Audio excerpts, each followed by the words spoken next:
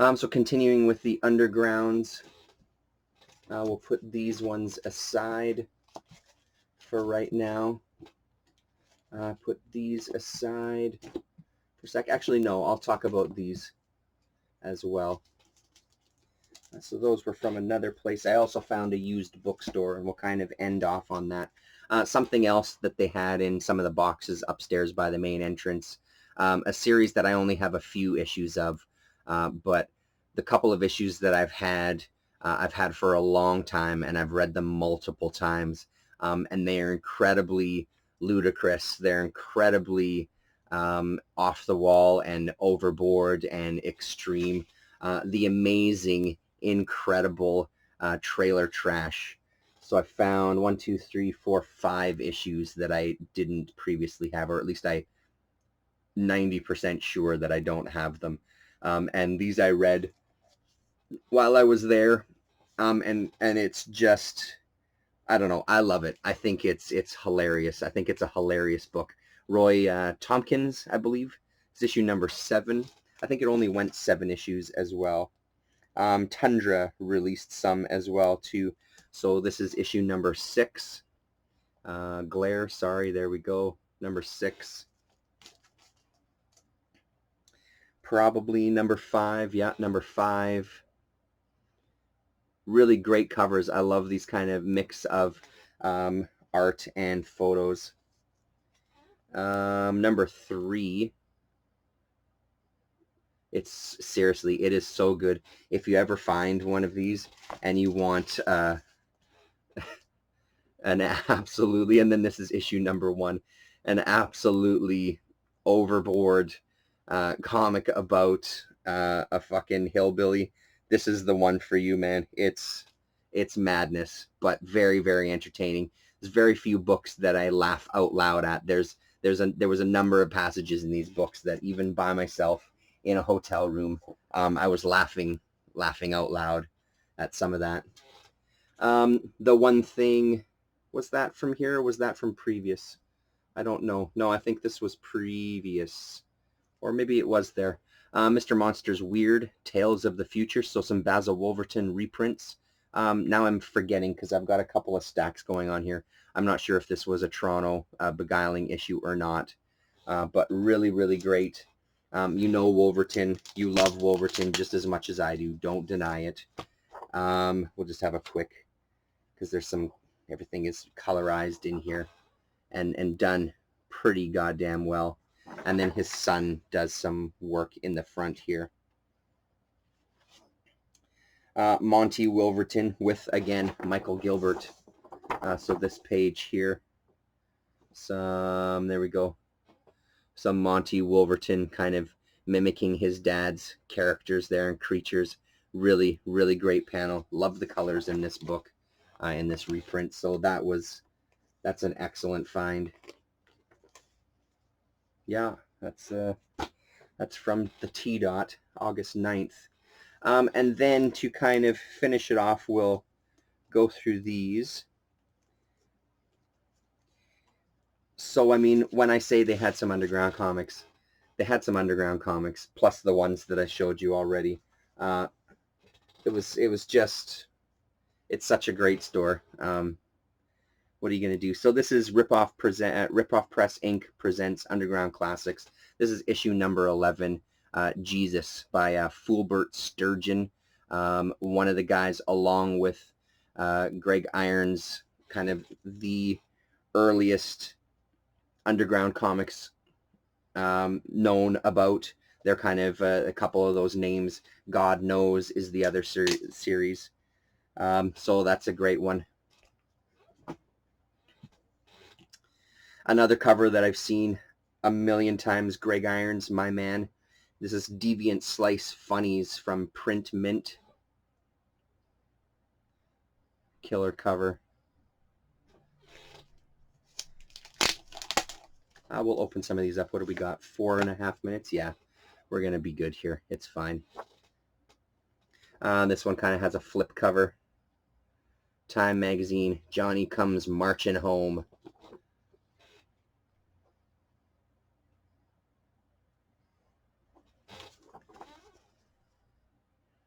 There you go.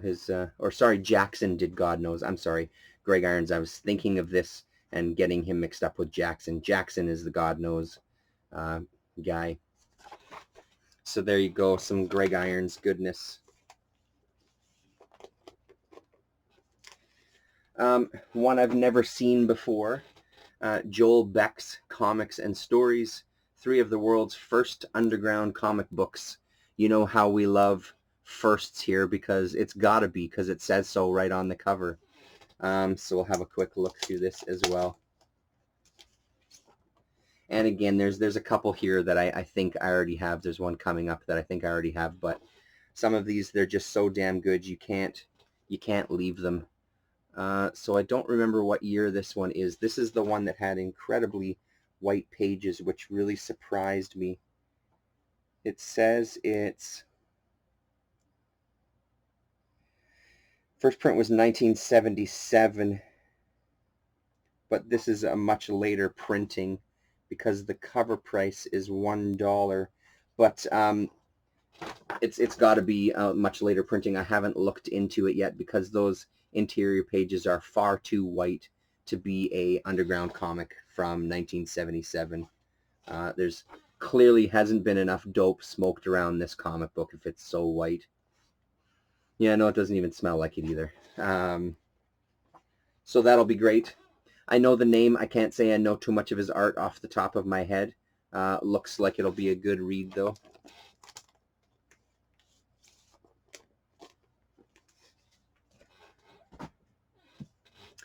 This is one that I believe I already have a copy of, but who cares?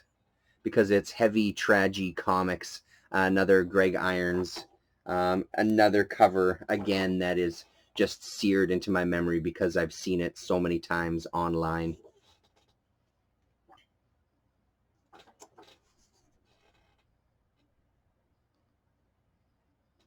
There we go. Yeah, so these are some yellowed pages. So like the comic Light, this one looks like it's more single page art type collection. Oh no, there's a couple of strips here at the front.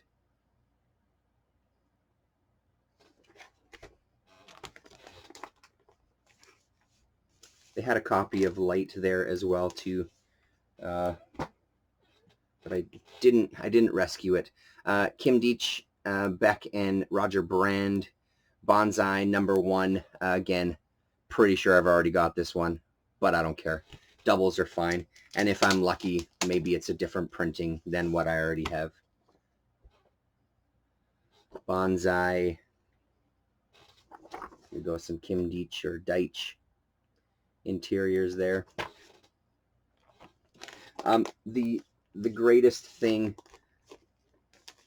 about the undergrounds for me especially is no matter how many of them that I have seen in my life up to this point and over the course of the internet, there's always stuff that I find that I've never fucking heard of or seen of before. And this is one of those. Gory Stories quarterly for 50 cents. It says it's number 2.5. And what is that company? A half-assed production. Yeah, a comic with socially redeemable value. And this is a John Pound cover there. And then just a collection, a few different artists on the inside. I believe doing kind of horror-ish type of stories. Pictorial Parade of Potties. And then the nice, hey skinny, lose weight fast. How to gain, what does that say? How to gain up to 50 pounds of ugly fat. And you can too by reading Gory Stories, the Journal of Bad Taste.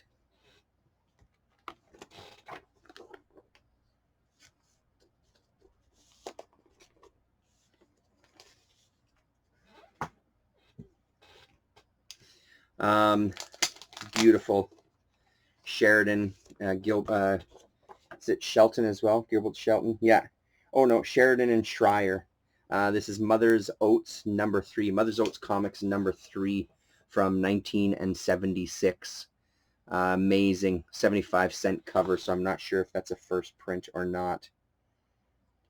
Normally they're 50 cents are the first prints, but I haven't looked in the big book for these ones yet to see where I'm sitting with these.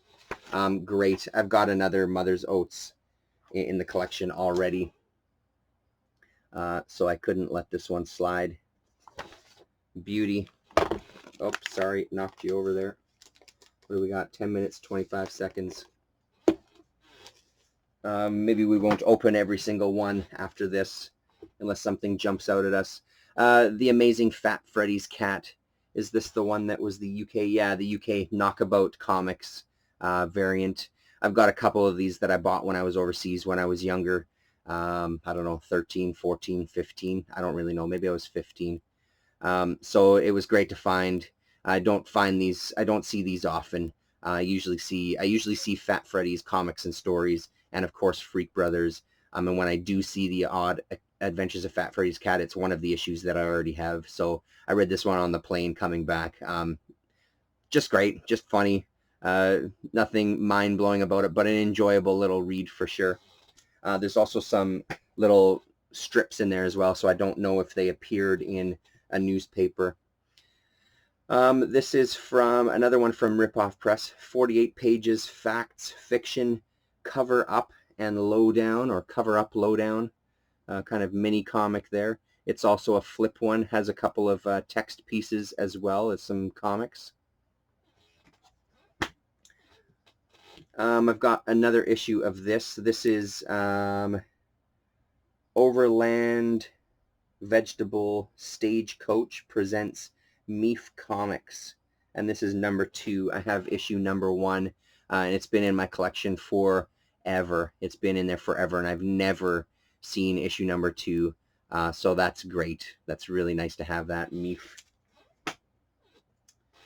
Something that we'll open this one up because this one was kind of impressive. I didn't know what I was going to get, but I've never seen Armadillo Comics. I don't know anything about this one, and it was dirt cheap, $2 I think, $2 or $3.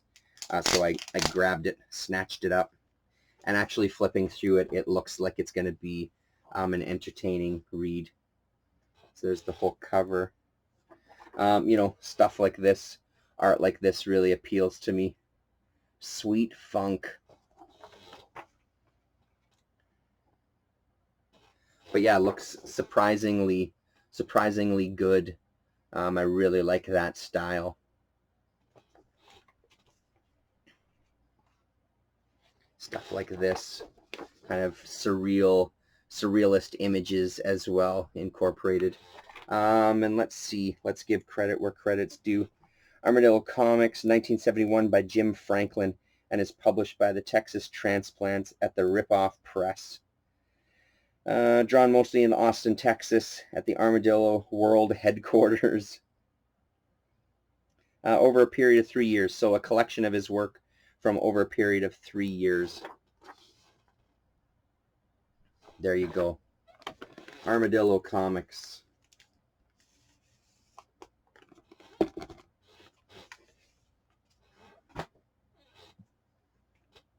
One issue of Yellow Dog. Again, not one that I see too often. This is number 20.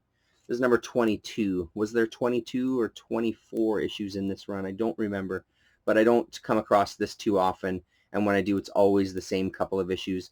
I believe this, for the first handful of issues, it was kind of newspaper-sized collection until it finally came to this comic form. And another one that I was really excited to find 2 issues of, San Francisco Comics, another one I never see out in the wild.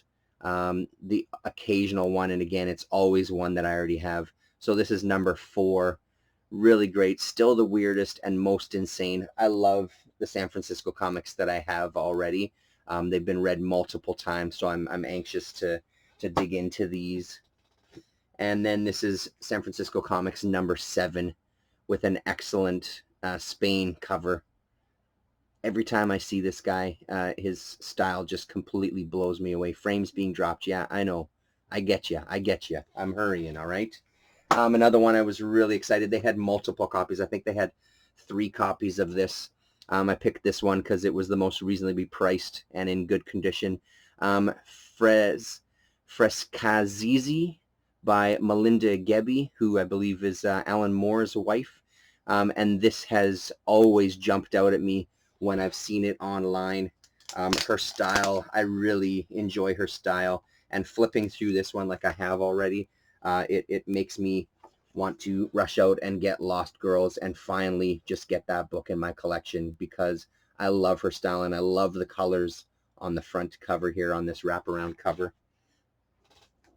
And there's a look at the interiors. So just a collection of her work that's appeared in various other publications from what I understand. Short stories that have appeared elsewhere, just collected into one book. Really amazing. And then along that same line, the only issue of this that they had that I didn't have, women's comics, and this is number 5. So the Trina Robin, oh look at that, Women's Comics International even. So we'll end on this one. So I'll open this sucker up. Oh hey, look at that, Lee Mars on the back cover. There you go. From Pudge Girl Blimp.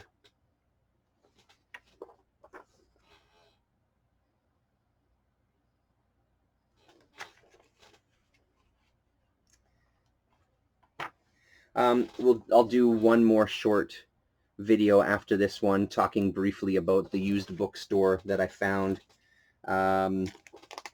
BMV, I think it's called.